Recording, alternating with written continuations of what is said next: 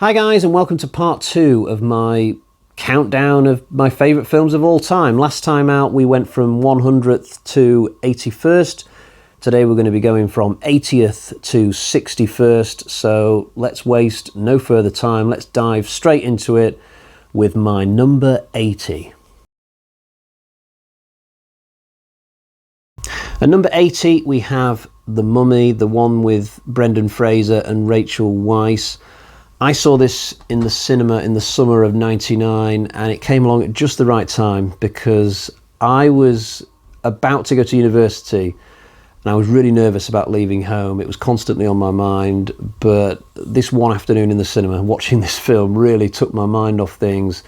It's a great film, honestly. I really like the central relationship between the main two characters. Their romance is a lot of fun, very funny as well.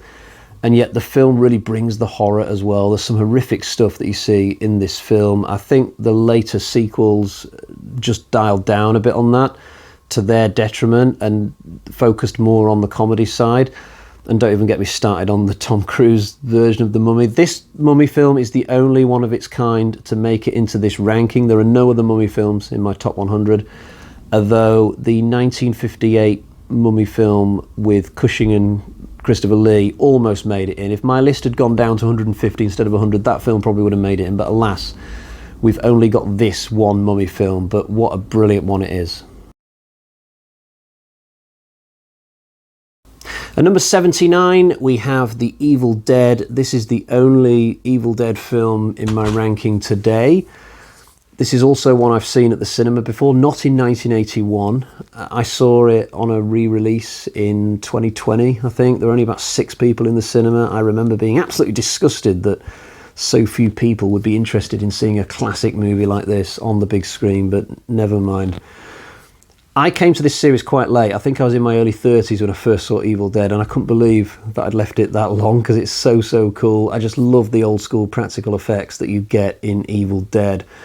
You just can't take your eyes off them, and they're done so well in this first film in particular. Sam Raimi, just an absolute genius. Bruce Campbell's performance as Ash is absolutely electric as well. The film takes no prisoners. The characters are just quite easily dispatched of for the most part in this, apart from Ash himself, and I just love the location.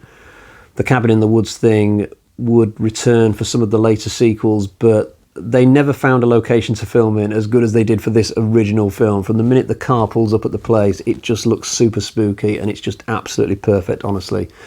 I've rewatched this film many times now since I first watched it about 10 years ago. It's absolutely just brilliant.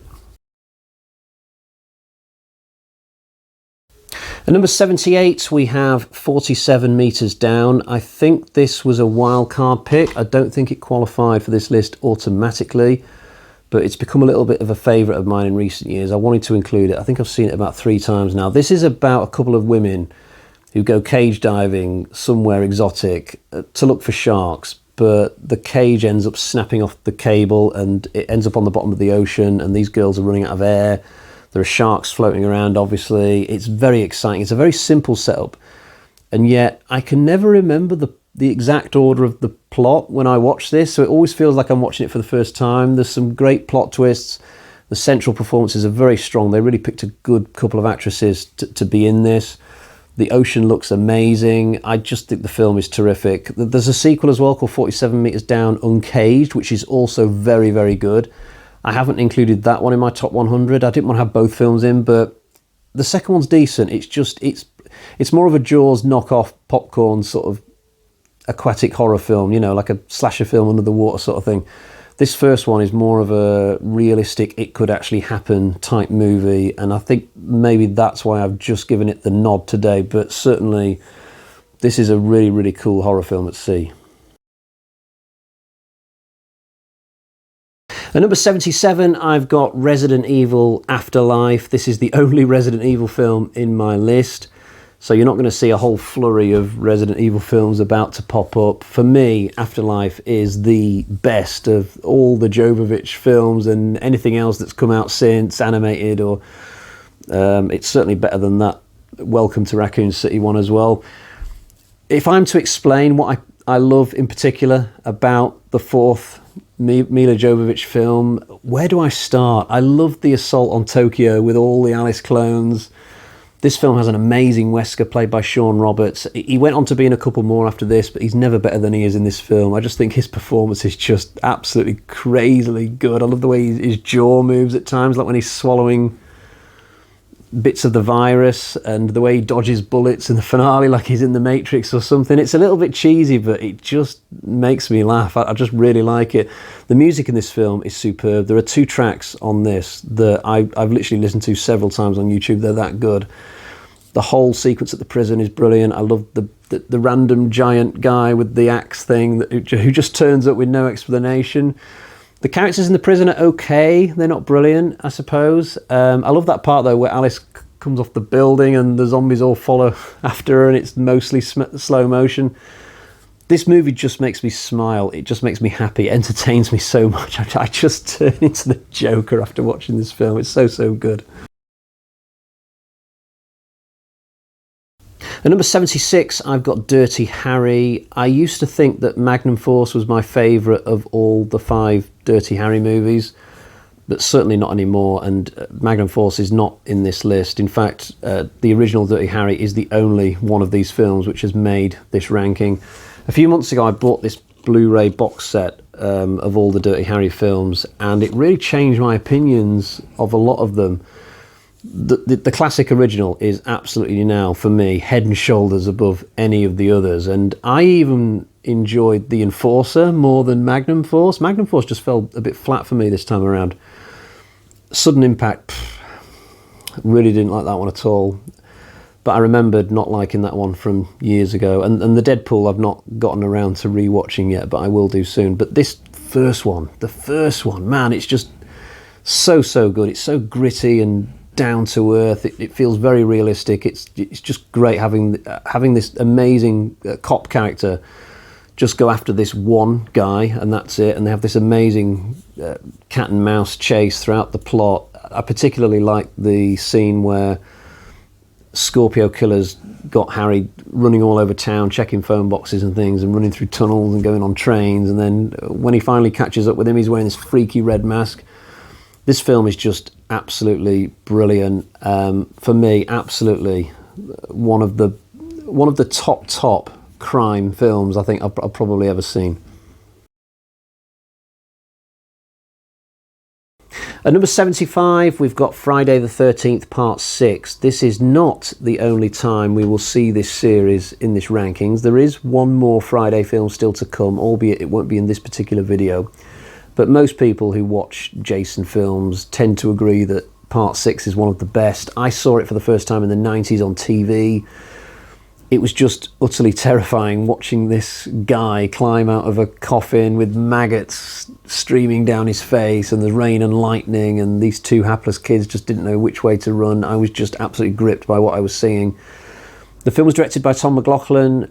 Not a famous name, but he did such a bang-up job with this film. It's a funny film a lot of the time, and yet the comedy never goes too far. It's still at its heart a really nasty little slasher film with lots of brutal kills, some great situations and scenarios, like with the paintballers and the 2 teenagers in the camper van. The song at the end as well is just the most amazing way to finish the movie off. Is it even possible to ever make another Friday film as good as this one and the one that I've yet to come to in this ranking? I'm not sure. I just think this is 80s slasher film magic right here. It's very, very hard to replicate these days, I guess. At number 74, we have Race with the Devil. This was the winner of my 1975 rankings, I think. It's a film that a lot of people have probably never heard of. It's about a couple of couples who are going on this road trip across Texas. They're heading towards Colorado, but they never leave Texas. They park their camper van one night and they witness a woman being sacrificed near a bonfire. Now they get away, but the cultists spot them fleeing, and so for the rest of the movie, it's sort of like a chase movie thriller, sort of, but still definitely within the horror genre. But what makes it so exciting is the fact that we never see the faces of the cultists, so we're constantly wondering whether the villains could be like standing 5 yards away from our protagonists at a gas station, or maybe they're nowhere near them. You just don't know.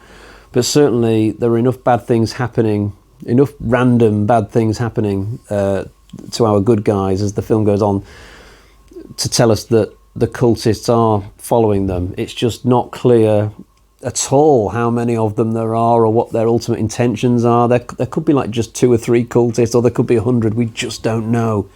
It's freaky, just wondering, and that's what the main characters are going through as well. This is definitely a horror film of the mind. There's not much gore in this film, but it's incredibly exciting. There's an outrageous sequence with some snakes and an ending that was very shocking actually the first time I watched it. I saw this for the first time in the 90s. Similar to Friday Part 6, this is one of those films that I saw during my teenage years, and then I developed a love for it and then eventually bought the DVD. But it's such a cracking little film. I did a review for it on the channel a while back as well. At number 73, we have The Goonies. This is an absolutely legendary film. For me and my brother, we both watched it so many times since the 80s. There was a period when we were kids where we would literally just put this film on again and again throughout whichever summer holiday it just happened to be at the time. And now I'm a proud owner of the film on 4K, and it has never looked better. If you don't know, this is a film about a group of kids who go on an adventure looking for treasure. They have to go through all these underground caves, but there are booby traps and a bunch of criminals following them called the Fratellis. It's just a fantastic film. It's got so many funny moments in it and cool little bits. Like I could do a ranking of just my favourite Goonies moments, and I could probably stretch it out to like 40 or 50. I think the moment that had me and my wife laughing more than any other recently was when the Fratellis capture Chunk, and one of them says to him, "Okay, spill your guts, kid. Tell us everything." And he just starts going on about all the crap that's happened to him since he was about 5 years old. I also really like when Troy's at the top of the well with the bucket and he makes a wish to get with Andy, and then suddenly she turns up at the bottom of the well. I could go on. Like, there's just 1,000 good moments in this film. That's exaggerating a little bit, but I absolutely adore The Goonies. It was always going to get into this top 100. At number 72, we have Memento. This is one of Christopher Nolan's early films and still one of his best. It's a kind of crime thriller about amnesia, but the entire plot is told backwards. It's really unique, this film. So the first scene we watch is the final scene of the plot, and then we watch events in reverse. So eventually we get the first scene in the story last, but you find things out in the first scene of the story that explains a lot of what we've already watched. It's too convoluted to try and explain in this short clip, but it's a really clever film, ingeniously plotted. Honestly, I've seen it a few times and I'm always engrossed by it. I've got this 3-disc DVD set. I've bought this twice, I think. I think the first time I eventually gave it away as part of some big fire sale of DVDs I was going through at the time. But eventually I bought it back. It's just a film I really, really like. And I've just realised actually that it's got Joe Pantoliano in it, who was also in The Goonies that I was just talking about, like in the previous film. These weird coincidences, they do come along, don't they? At number 71, we have Tales of Halloween. This is a horror anthology film which I own on a double bill Blu-ray alongside the slasher film Haunt. Tales of Halloween, though, is fast becoming one of my go-to films to watch every October because it is just the perfect film to put you in the mood for Halloween. It's probably the most Halloween-y film I've ever seen, even more so than the actual film Halloween by John Carpenter. There are 10 stories on this compilation, and the consistency of quality throughout is very, very good. And there's a nice variety of stories as well, slightly comedic ones, more serious ones. I'm not going to go through them all, but some of the ones that I remember. So there's one with like a Jason Voorhees type figure who can't go about his normal business because this random alien comes down, and so he starts battling an alien instead of his normal, human victims. there's a story about a killer pumpkin. And more seriously, there's this one story where there's like a paedophile ring of some description who are just enjoying their Halloween evening at home, not even doing any evil things on this particular night, but a group of kids turn up trick-or-treating who know who these people are, and they get vicious revenge on them inside their house. But pretty much every story on this compilation is worth something. It's a very, very good lineup of tales, and I'm slightly sad that they never went on to make any sequels to this, actually. I will give a quick shout out to another really good horror anthology film which didn't quite make it into this list, but it was close. VHS. I should maybe have included this somewhere in the top 100, but it's a very hard list to get into. The entire VHS franchise is very, very good. I like all the films in that series, but Tales of Halloween as a one-off film just has that little something extra, I think. At number 70, we have Devil's Pass, aka the Dyatlov Pass incident. I'm sure if you go online looking for references about this film, you will see both titles in almost equal measure. One of the reasons I really love this film is quite similar, actually, to why I love the Chernobyl Diaries that I was talking about in part one of this ranking, because this film is based around a real-life horror incident, something that actually happened, and that just makes a film more effective for me, more chilling. So if you don't know, there was this situation that unfolded in Russia many decades ago where these 12 hikers, might be wrong about the exact number, they went into the mountains, snowy mountains, and they just all died, and nobody knows how, because when the authorities found the bodies, they were all kind of strewn around and they were all naked, bizarrely, which is a bit odd given the weather. The mystery of what happened to them has never ever been solved. It is referred to as the Dyatlov Pass incident, I believe, but this film sort of looks at that incident and what it does. So we've got this group of American media undergraduates who travel to Russia, hoping to shoot a student film for a grade. You know, they're not hoping to actually solve the mystery of the Dyatlov Pass incident, because how likely would that be? But this being a movie, they do discover a lot of stuff, actually. They come across some shifty locals and weird underground bunkers, and I'm not going to spoil all of the film's secrets, but it's absolutely riveting. You get a nice patient build-up in this film, a good travelogue feel, and then a really exciting last half an hour. And I particularly like the final couple of minutes of the movie. There's a really good twist to finish things off, which I think is really clever. So not only is this based around a fascinating mystery from decades gone by, but it's a well-written horror film anyway. Directed by Renny Harlin, no less. He of Die Hard 2 and Cliffhanger fame and Nightmare on Elm Street 4 and all those other cool films that he did. At number 69, I have Predator. This is a film which I have owned on multiple formats over the years. Me and my dad had a VHS copy of the film, a proper official copy, not just one that you tape off the TV. And later down the line, when I became an adult and I had my independence, I bought my own DVD copy of the film, which I had for the longest time, actually. But just in the last couple of years, I've upgraded again to a 4K copy. So now I am completely up to date. But this is an absolutely classic film. It's surely one of the best action films ever made, one of the best sci-fi films ever made, one of the best horror films ever made. It's a film that crosses multiple genres, and it's very quotable as well. Stick around. And it's bullshit, the cabinet minister, all of it. I've got to throw a Jesse Ventura one in there as well. This stuff will make you a goddamn sexual tyrannosaurus, just like me. I could spend a whole evening doing Predator quotes, badly, but I could spend a whole evening doing that. I'm not going to do that, so let's push on to the next film.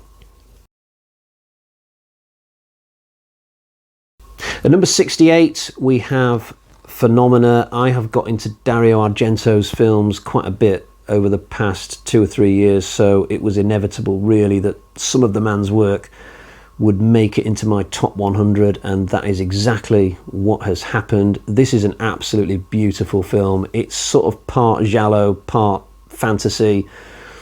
It takes place, the story, in Switzerland at a at boarding school, we follow this teenage girl played by Jennifer Connelly, and she realises that there's a killer in the local area, and she tries to put a stop to that, sort of.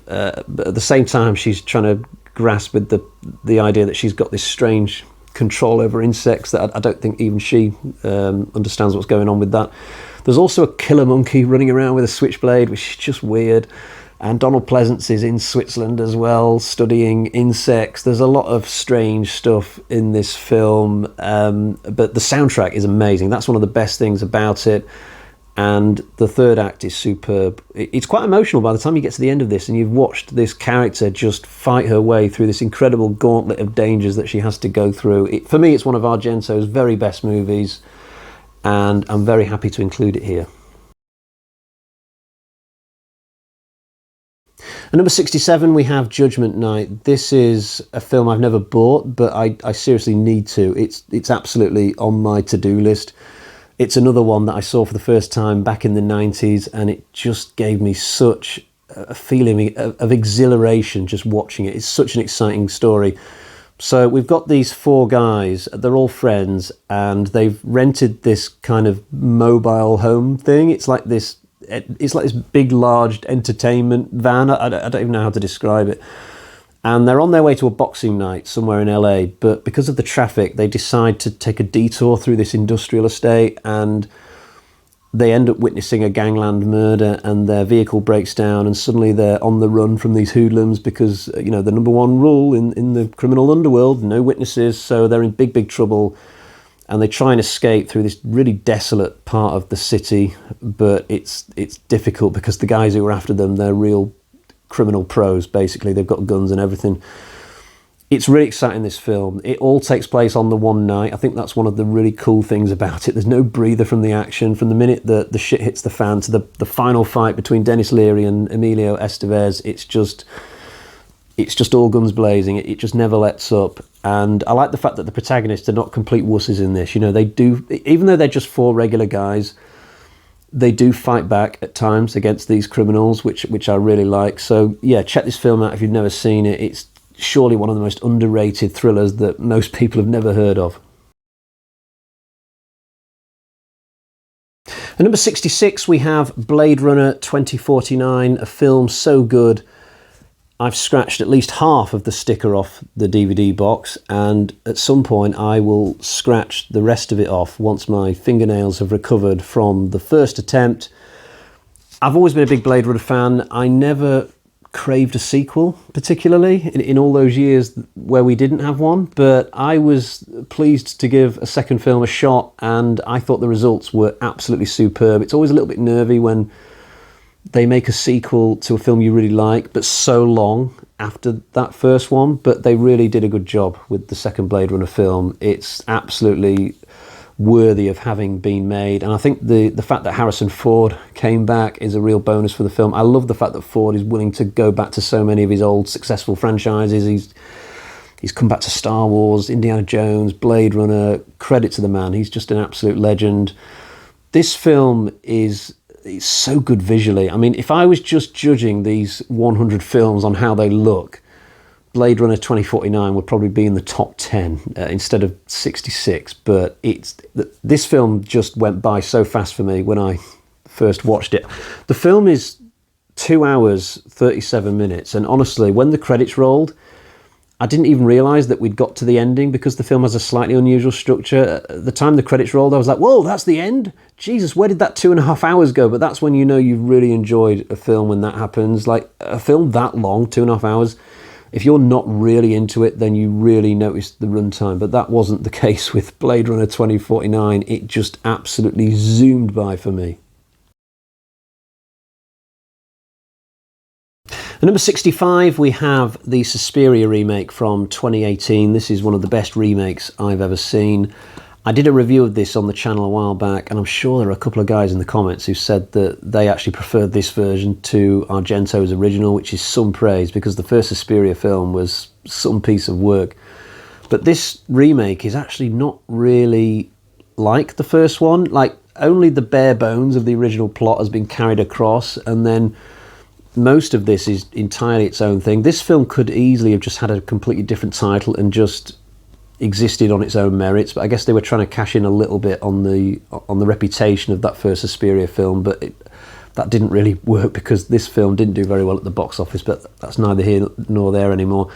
I've seen this film about 3 times now. It's one that really grows on you the more you watch it. It's one where you just spot new sort of nuanced things about the plot and what's going on each and every time that maybe you didn't spot before. It's a very artistic film visually.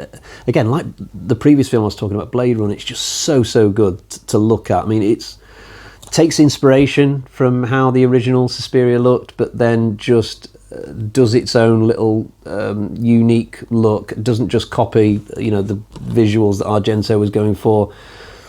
Arguably, there's a lot more characterization in this remake, as you would expect for a much longer film, and it's got some amazingly memorable sequence, like with the dancer who is supernaturally being forced to dance in ways that are breaking her bones, and then there's like a massive group dance later on, which is just amazingly choreographed. I didn't realise that Mia Goth was in this film. I just realised that right now from looking at the box. She's obviously a much bigger horror star now than maybe she was when this film originally surfaced. But the Suspiria remake, it's really top stuff. It says on the box, a grim and glorious work of madness. That definitely sums it up. You'll definitely understand where those words are coming from when you've watched the finale. At number 64, we have Indiana Jones and the Last Crusade, and right now I'm sure you will agree that I have chosen wisely with this.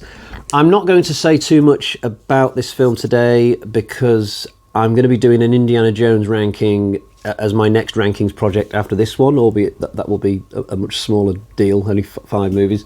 But for now, I will quickly show you my Indiana Jones DVD box set. Here it is. I don't tend to watch these anymore because they're getting a little bit old in the tooth in terms of picture quality. The last time that I watched the Indiana Jones films, which was quite recently actually, just to get ready for Dial of Destiny, I watched them on Disney because Disney have got them in a much better HD quality. But anyway, Last Crusade is at 64. We may still have more Indiana Jones to come later in this ranking. At number 63, we have From Russia with Love. I think this is the first Bond film we've had in this ranking. Regardless, it won't be the last. Now, I've got an even better set for Bond than I do Indiana Jones. Check out my 23-disc Blu-ray set of James Bond films. This is a phenomenal set. The only films it doesn't have are Spectre and No Time to Die, but that doesn't matter because I've got those on 2 separate 4K discs. But if I had to go to a desert island and I was only allowed to take one thing off my shelf, it would have to be this, just because of the volume of films it would give me. This would give me the best chance of staying entertained until I was rescued, because in this hypothetical scenario I wouldn't know how long that would be. But anyway, moving on, From Russia with Love is just a great film. It's so grounded, that's why I love it. It's a realistic James Bond film. You don't get those anymore. And I particularly love the train sequence. That whole section of the film has given me a lifelong passion for maybe one day going on a holiday where I literally eat and sleep on a train. I've even researched it, and the holiday I'd like to do is in Canada. I like to go from, you can do these trips where you go from like the west coast of Canada to the east coast through all the like snowy mountains and stuff on a train, and it's one of those holidays I'd love to do. I just think it's one that would be better without the kids. I'm waiting for the kids to just move on, and then I'll persuade the wife to do it one day. But that desire comes from Russia with Love, because in Britain we don't have those trains with compartments and things. So I don't have any negatives about this film. I've got one quibble, but it's very, very small. So when Bond turns up at the hotel in this, the James Bond theme just plays forever. It goes on so long. You actually find, I actually end up turning the volume down a couple of notches just for that one scene. But apart from that, this is a great film. It's still so good, even like 60 years after it came out. If you haven't seen From Russia with Love, why not? At number 62, we have Once Upon a Time in the West. This is another golden oldie from the 60s.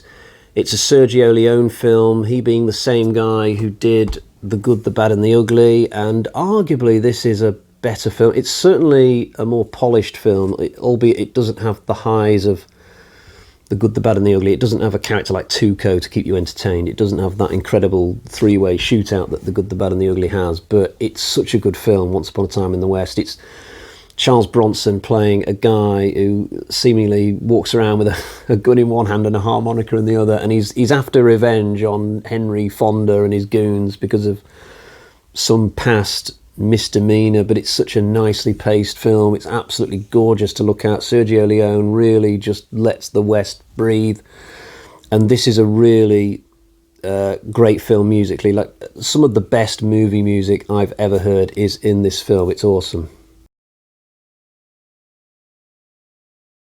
Number 61, we have the Baader-Meinhof Complex. This is our final film today before we take another little breather.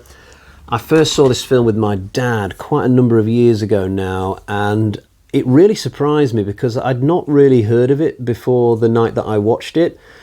It's based upon real-life history, this film. So in the 60s and 70s in Germany, possibly the 80s as well, there was a group of domestic terrorists called the Baader-Meinhof Gang, or the Red Army faction. They were quite large and they lasted a long time, and they fought back against the German governments of the time for various reasons. So I got two things out of this movie. Firstly, I got a very exciting movie which really thunders along, and it is super exciting for all sorts of reasons. Secondly, I just got a very absorbing history lesson. As soon as I was done with this film, like for the next week afterwards, I was constantly on my lunch break at work, like looking up information about this time period of history on Wiki and various other pages. And I think the film strikes a nice balance between making you like these characters, but at the same time, come the end of the film, I was kind of thinking, what idiots, as well, because this is a super realistic film. There's no embellishments really, and so these characters doing what they do, bombing places and engaging in terrorism, it was only ever going to end up one way for these people, which is a real shame, for that, for these characters to get the fates that they do.